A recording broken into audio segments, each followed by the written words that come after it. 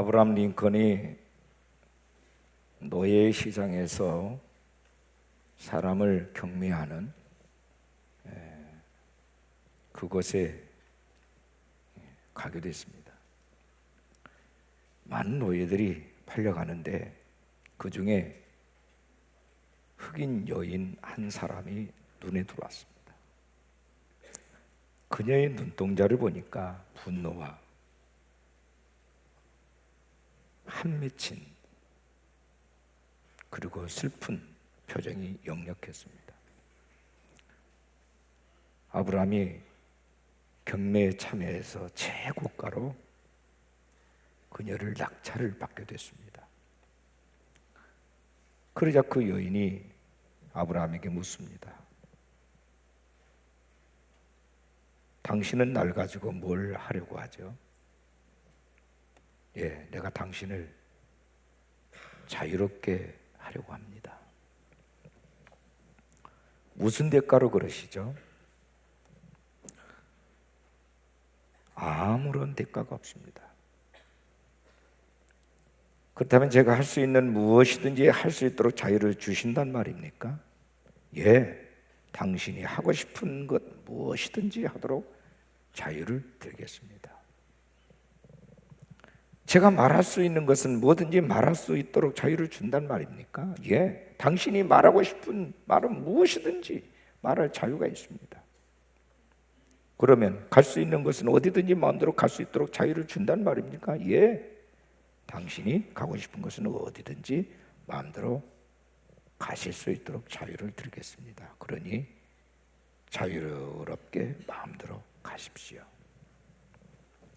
그 순간 증오에 섞인 이 흑인 여인의 눈이 선하게 바뀌면서 웃음을 띱니다. 그리고 말합니다. 그러면 저는 이 자유를 가지고 당신이 가는 대로 따라가겠습니다.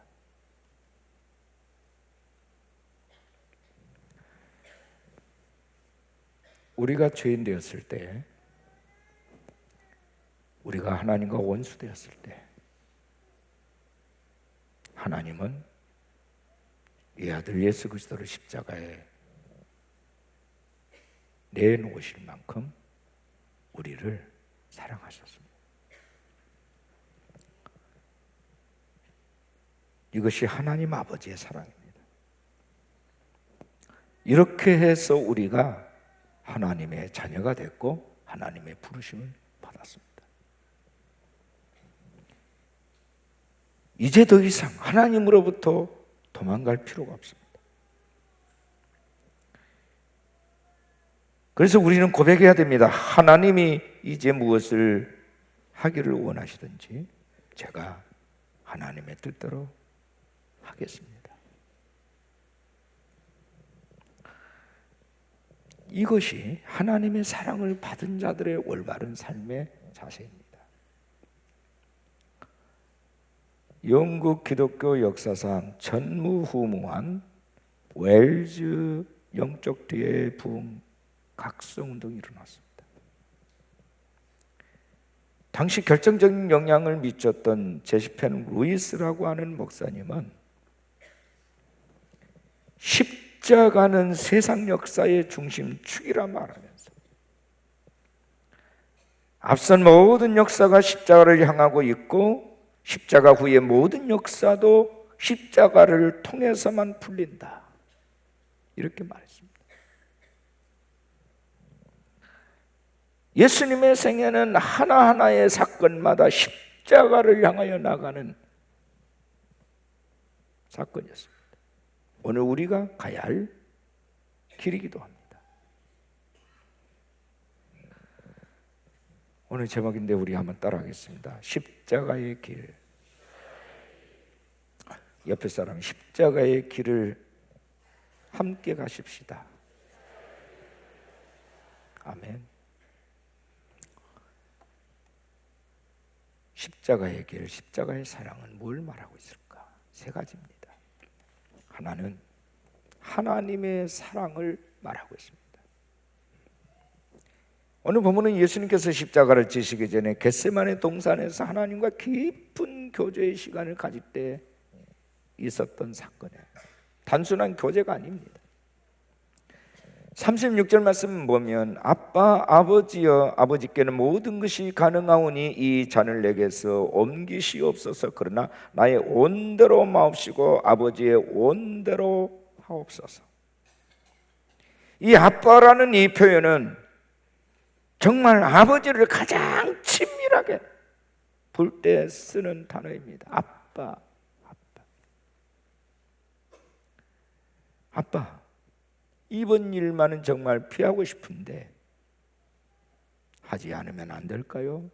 아빠, 너무 괴로워요. 아빠.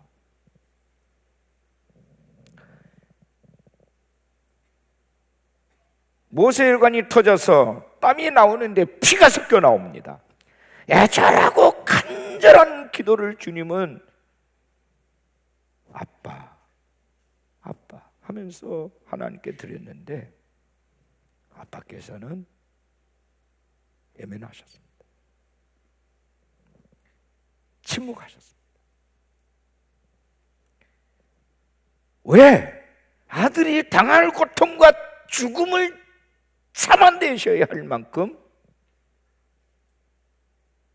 우리 인간을 그토록 사랑하셨을까? 도대체 죄인된 우리 인간이 뭐길래 이 아들이 그렇게 애절하게 탄원하는데도 불구하고 애써 침묵하셨을까?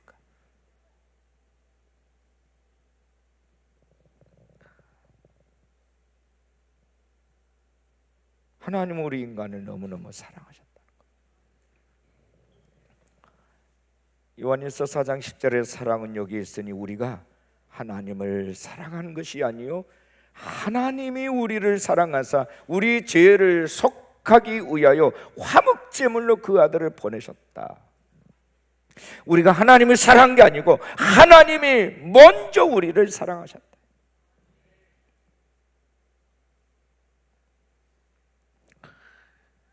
우리가 사랑을 알게 된 것은 하나님의 사랑을 받고 난 이후부터입니다. 사랑을 받아본 경험이 없는 사람은 사랑이 뭔지도 모르고요, 사랑할 줄도 몰라요. 그래서 하나님 먼저 우리에게 아버지의 사랑을 보여주신 것입니다. 울분이는 아들을 십자가에 희생양으로 내어놓으실 만큼 크신 사랑을 우리에게 내보이신 것입니다. 로마서 5장 8절에서는 우리가 아직 죄인 되었을 때에 그리스도께서 우리를 위하여 죽으심으로 하나님께서 우리에 대한 자기의 사랑을 확증하셨다.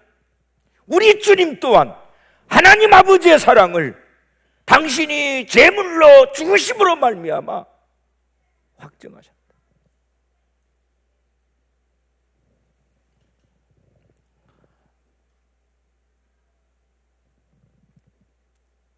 구원받을 만한 가치가 전혀 없는 우리 죄인들을 구원하신 거예요. 하나님께서 아들 예수 그리스도를 죽게 하심으로써 우리를 향한 아버지의 사랑을 확증하셨다. 우리를 향한 십자가의 사랑은 우리가 어떤 죄인인지를 뻔히 다 아시면서도 한없이 베푸신 무제한적인 사랑을 우리에게 보이셨고 가르쳐 주셨습니다. 우리의 허물도 아십니다. 우리의 죄인됨도 아십니다. 우리의 실패도 아십니다. 하나님을 대적하는 그 마음도 아십니다. 우리의 눈물도 아시고 우리의 탄식도 아십니다. 그런데 거두절미하고 우리 아무런 조건 없이 우리를 사랑하셨습니다. 이것이 하나님 아버지의 사랑.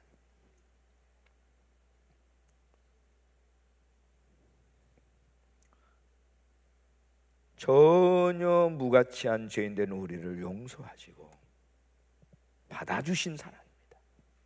이것이 십자가의 사랑입니다.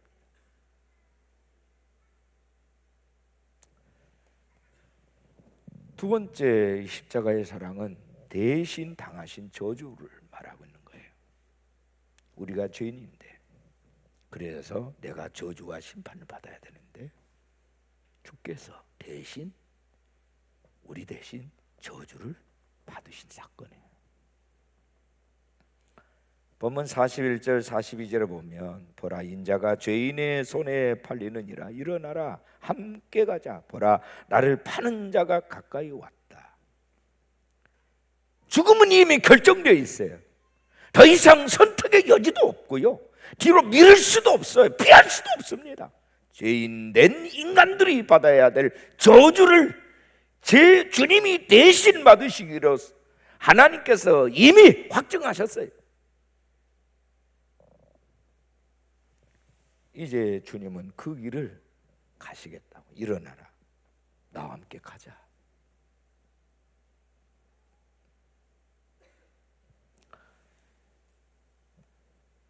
이제 곧 손과 발에 못이 박힐 것입니다. 움직일 수 없어요. 머리에는 과시관이 눌려 씌워질 거고요, 옆구리에는 창이 들어올 것입니다. 채찍 끝에는 날카로운 짐승뼈가 달려 있어서 한 번씩 내리쳐질 때마다 살점이 떨어져 나갑니다. 말로 다 할 수 없는 고통입니다. 육체적으로 겪을 수 있는 모든 고통을 다 겪어야만 하는 고통이 십자가의 고통. 십자가는 단순히 인간의 육체적 고통이나 죽음만을 말하지 않습니다. 거기에 따르는 수치심, 심적인 아픔을 한번 여러분 상상해 보세요. 우리가 성화 속에 나온 예수님의 초상화는 그래 약간의 천으로 예수님의 신체 일부를 가리고 있어요. 그러나 성경은 옷을 다 벗겼다고 기록을 하고 있어요.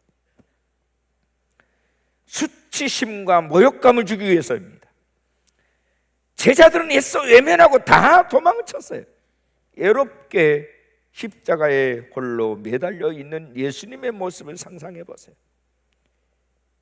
육체적인 고통보다 더 심한 모멸감은 탄절의 아픔이에요. 배신이에요.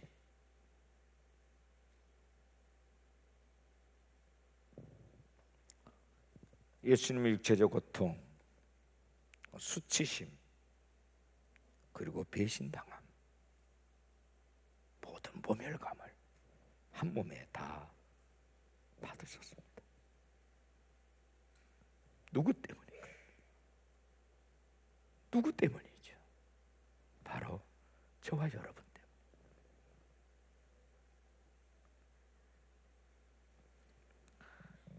버레이드라고 하는 잡지에 실린 기사 내용인데, 멕시코에 가면 라메사 교도소라는 교도소가 있습니다. 그 라메사 교도소는 아주 흉악한 범죄자들만 모이는 교도소로 유명합니다. 그것에 들어가면 반드시 그리스도라고 하는 의식을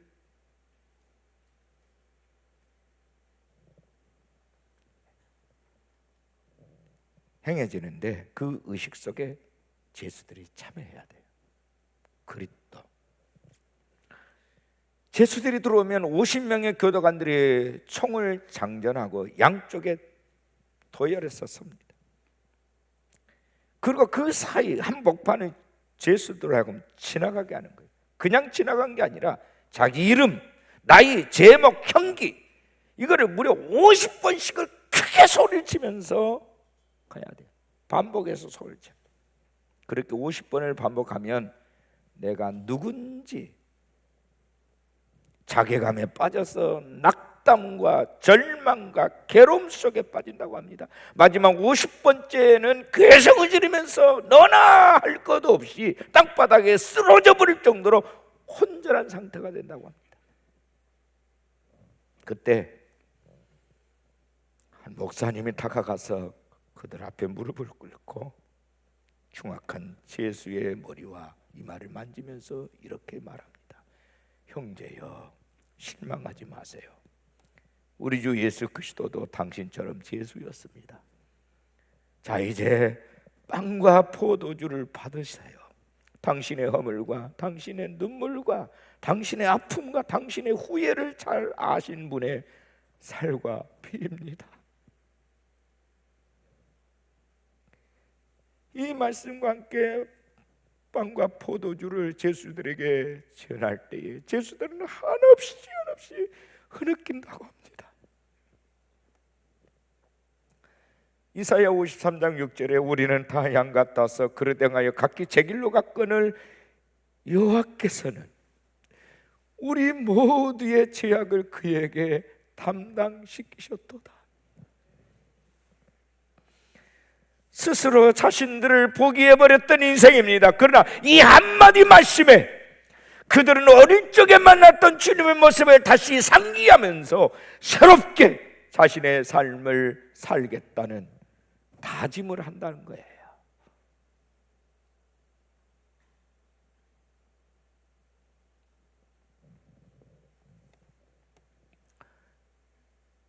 내가 당할 저주,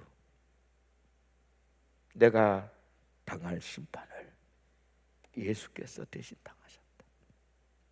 이게 십자가입니다. 세 번째로 십자가는요, 부활의 서곡입니다. 우리가 십자가를 볼 때 부활이라는 이 미래를 항상 동시에 볼 수 있어야 돼요. 십자가는 죽음이 목적이 아니고 부활이 목적입니다. 그래서 십자가는 부활의 시작이요 부활의 서곡입니다. 빌립보서 3장 10절 11절에 내가 그리스도와 그 부활의 권능과 그 고난의 참여함을 알고자 하여 그의 죽으심을 본받아 어떻게 해서든지 죽은 자 가운데서 부활에 이르려 한다.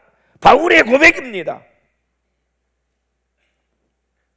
고난에 참여하고자 하여 그의 죽으심을 본받아 어떻게 해서든지 죽은 자 가운데서 다시 살아나는 부활에까지 이르기를 원한다. 그러니까 오늘 매일매일 주어지는 고난과 고통과 함께하는 십자가는 영원히 사는 부활의 아침이 기다리고 있기 때문에 그 고난이 그 힘든 싸움이 어떠하다 할지라도 결치 않겠다 그 얘기예요. 상관하지 않겠다. 부활신앙을 가진 자에게는 부활의 능력이 나타납니다. 성경 히브리서 11장은 아브라함과 사라의 믿음에 대해서 얘기를 합니다. 아브라함의 믿음은 11장 19절에서 그가 하나님의 능히 이삭을 죽은 자 가운데서 다시 살리실 줄을 생각한지라 비웃건대 그를 죽은 자 가운데서 도로 받은 것이니라. 아브라함의 믿음은 이 아들을 죽여도 하나님이 살려주실 거라는 것을 믿었다는 얘기예요. 부활신앙. 사라는 어떻습니까? 히브리서 11장 11, 12절에 보니까 믿음으로 사라 자신도 나이가 많아 단산하였으나 잉태할 수 있는 힘을 얻었으니 이는 약속하신 이를 미쁘신 줄 알았음이라. 이러므로 죽은 자와 같은 한 사람으로 말미암아 하늘의 허다한 별과 또 해변의 무수한 모래 같은 많은 후손이 생육하였다. 자기 몸이 죽었어요. 아이를 가질 수 없다는 몸의 상태를 본인이 알아요. 그런데 천사의 전한 소식을 듣고 그는 믿음이 생겼어요.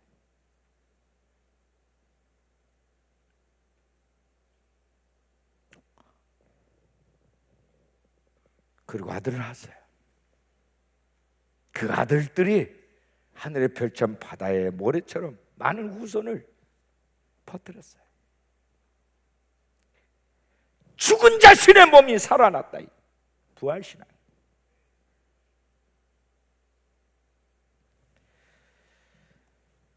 여러분, 믿음의 정점은 부활에 있어요. 십자가는 고통이고 아픔이고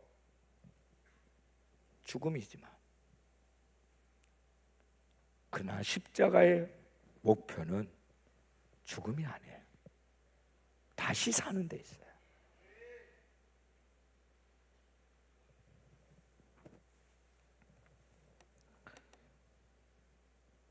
청주에 가면 청석교회라고 하는 교회가 있는데 거기 조동식 집사님이 계세요. 이분 대학 교수입니다. 그분이 이제 강의하면서 간증했던 얘기가 있는데 참 재밌어요. 8남매 중에 막내로 태어났는데 그의 어머니가 44살에 낳은 아들이에요. 늦둥이에요. 그의 어머니가 큰아들 결혼을 이제 앞두고서 그 며느리를 데리고 목사님에게 가서 기도를 받았답니다. 자손이 많게 해달라는 기도를 받았는데, 목사님 기도 후에 아들을 낳을지어다 라고 선포하는데, 이 며느리 될 사람이 도저히 아멘을 안 하는 거예요. 아마 시어머니 앞이라 창피해서였던지 하여튼 아멘을 안 하니까 마음이 다급해진 시어머니가 대신 아멘했어요. 그 놀라운 일이 벌어졌습니다. 1년 후에 그 늙은 시어머니가 아들을 낳은 거예요. 그게 바로 조동식 집사예요.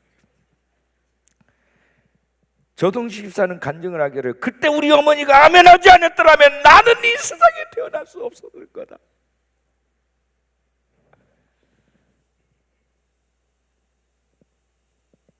며느리가 아들 낳아야 되는데 시어머니가 먼저 낳았어요.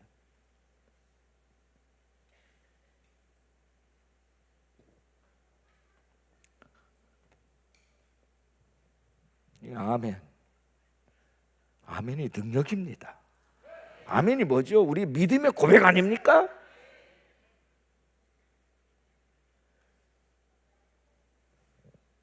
아멘하는 자에게 부활의 역사와 능력이 나타날 줄로 믿습니다. 여러분의 몸이 사형 선고를 받았나요? 죽을 병이 생겼나요? 죽을 몸도 다시 살리시는 부활의 주님을 선포합니다. 다시 죽어도 살겠고 나를 믿는 자는, 살아서 나를 믿는 자는 영원히 죽지 아니하리라. 이게 부활신앙이에요. 믿으십니까? 믿으시면 아멘 하십시오. 부활의 능력이 임할지어다.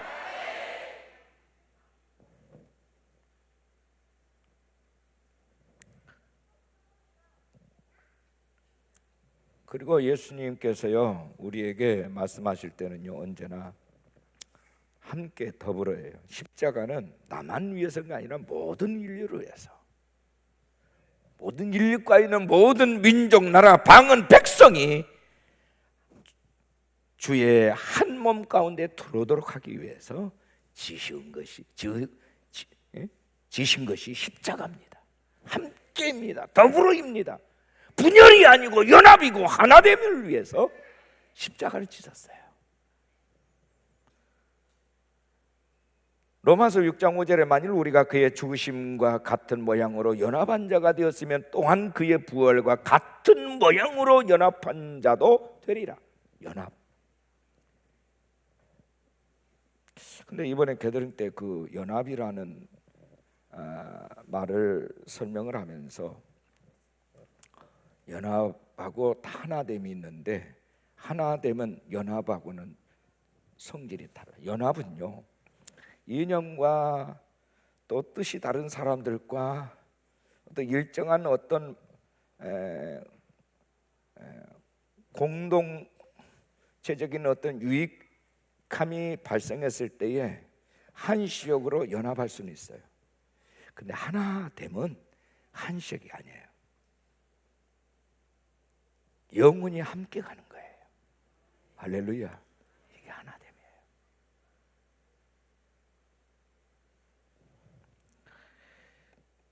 세상에서도요, 하나됨은 뭐 말할 것도 없지만 연합만 해도 좋은 일이 많이 일어납니다. 예를 들어서 캐나다의 금강회사 중에 골드코프라고 하는 회사가 있는데, 이 회사가 아주 한때 급성장해서 많은 금을 캐냈다고 합니다. 근데 몇 년째 금맥을 찾지 못해서 이제 문을 닫아야 될 형편이 됐어요. 수십 차례 금맥을 찾게 나섰지만 번번이 실패해서 이제는 더 이상 투자할 수가 없는 거예요. 그래서 몹시 실망이 컸던 CEO 랍 맥아인이라고 하는 분이 놀라운 일을 하나를 벌였습니다. 인터넷에다가 골드코프에 도전하세요라는 제목으로 현상 공모를 낸 겁니다. 새로운 금맥을 찾게 해준 사람에게 무려 57만 달러의 포상금을 걸었어요. 자, 여기까지는 그럴 수 있어요. 그런데 하지만 이를 위해서 자기 금광의 지질도와 경도에 관한 정보를 모두 다 공개했다는 사실이에요. 이 정보는 회사의 핵심 비밀입니다. 이걸 공개한 거예요. 주변에서는 바보 같은 짓을 한다, 이제는 이 회사는 망했다, 문 닫아야 된다, 이랬어요. 결과는 어땠을까요? 대성공을 했어요.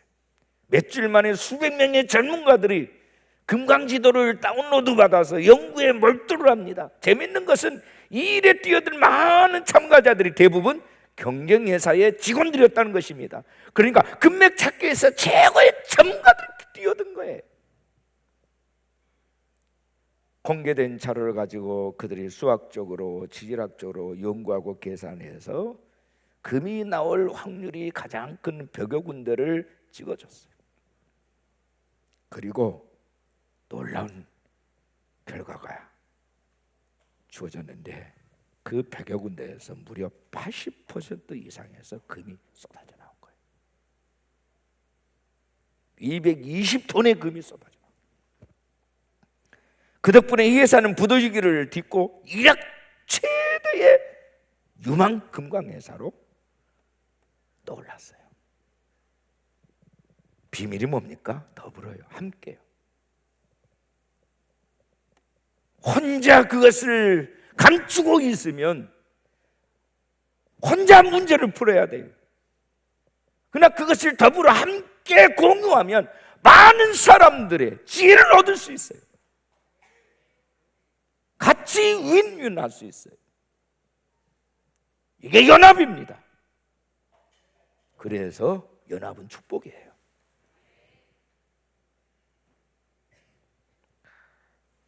우리 한국 사람들은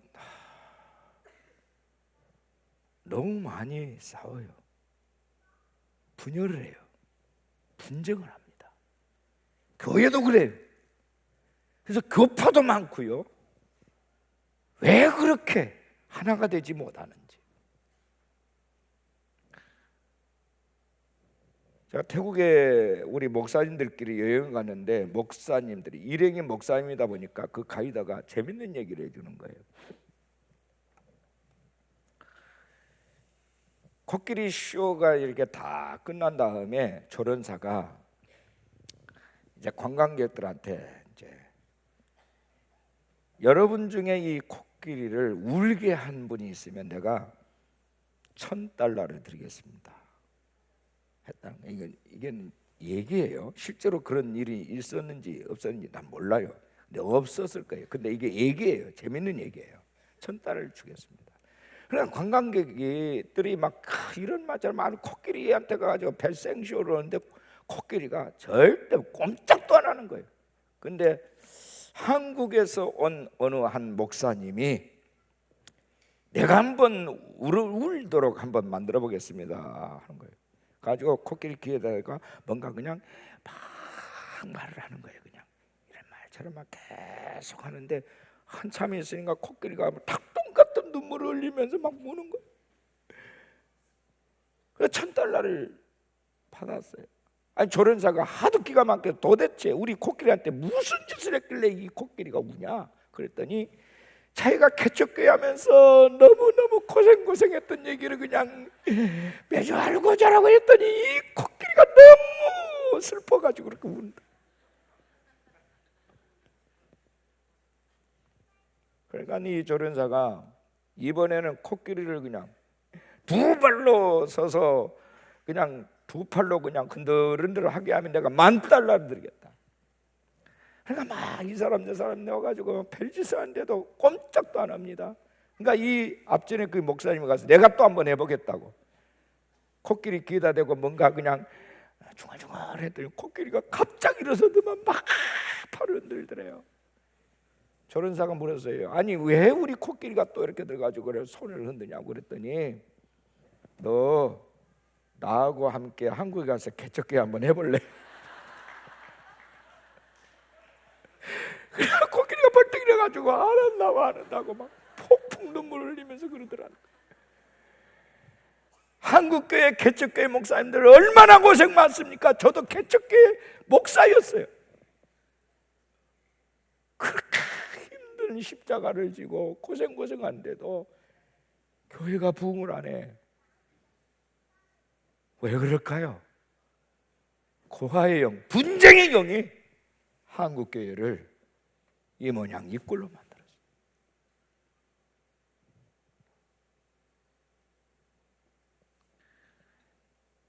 성경은 말씀합니다. 아버지의 마음이 자녀에게로, 자녀의 마음이 아버지에게로 돌이키면 저주가 끝난대요.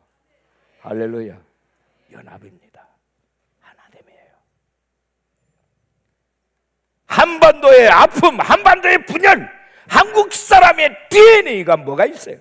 분열의 영이 있어요. 이제는 우리가 십자가 정신으로 이것을 끝장내야 될 줄로 믿습니다. 아버지, 이제는 내게 원수가 없습니다. 모든 사람을 사랑하겠습니다. 모든 사람을 케어하겠습니다. 이번에 제주도에 글로벌 개들 때 우리가 굉장한 중요한 일을 했어요. 뭡니까? 북한의 우리 탈북자들을 앞으로 모셔놓고 우리가 잘못했습니다. 당신들을 우리가 케어하지 못했습니다. 한국에 와 있는 탈북인들이 31,500명이 들어와 있답니다.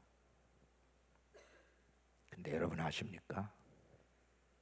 한국 사회가 그들을 케어하지 못했어요.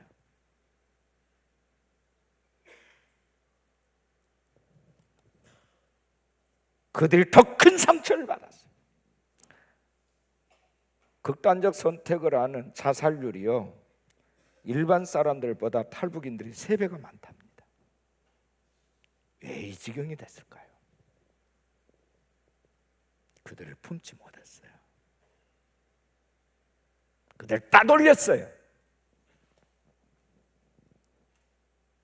한국에 오면 그들이 살 줄 알았는데 너무 많은 아픔. 여기 안에서도 통일이 안 되는데 남북의 통일을 원한다니, 이건 아니잖아요. 그래서 우리가 그들에게 우리가 잘못했습니다. 용서를 구했어요. 잘하겠습니다. 그리고 이제부터 시작입니다. 우리 함께 갑시다. 당신들 우리의 소중한 가족입니다.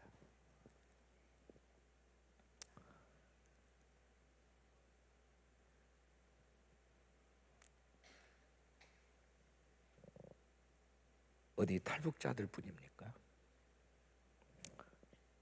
조그마한 땅덩어리에서 동과 서가 나눠졌어요. 보수와 진보가 나눠졌어요. 세대와 세대가 나눠졌어요. 자녀들은 더 이상 부모 세대들과 대화를 안 해요. 부모 세대들은 애들 학원만 보내고 학교만 보내주면 다 할 일을 했다라고 생각해요. 아니거든요. 분열의 영이 우리 가운데 있는 한 이 땅의 저주는 끊어질 수가 없어요. 오늘 우리 성찬식을 통해서 다시 한번 우리 화해하고 예수님의 몸 안에서 화목의 제사를 올려드릴 수 있기를 축원합니다. 내가 누군가에 대해서 온수매짐에 대한 것이 생각나거든 회개하십시오. 그리고 오늘 예배가 끝나면 그 사람들에게 찾아갈 수 없으면 전화라도 하십시오. 내가 당신에 대해서 용서를 구하고 싶다고. 내가 당신을 미워했던 거 용서해달라고. 사랑하지 못했던 거 용서해달라고. 제가 이번에 개들 가운데서 그런 얘기를 들었어요. 도저히 애국에서 있었던 일인데 자기가 잘못한 게 없어요. 아무리 생각해봐도. 그런데 무조건 그냥 100번 200번 잘못했다고 했대요. 무릎을 꿇으면서 나를 용서해달라고. 그러니까 그 사람이 울면서 끌어안더래요. 아니라고, 내가 잘못했다고. 당신은 잘못한 게 없다고. 오늘 우리 사회가 이게 필요한 때예요 지금. 그러면 남북한의 문제도 국제적인 분쟁의 문제도 하나님께서 한꺼번에 해결해 주시리라 믿습니다.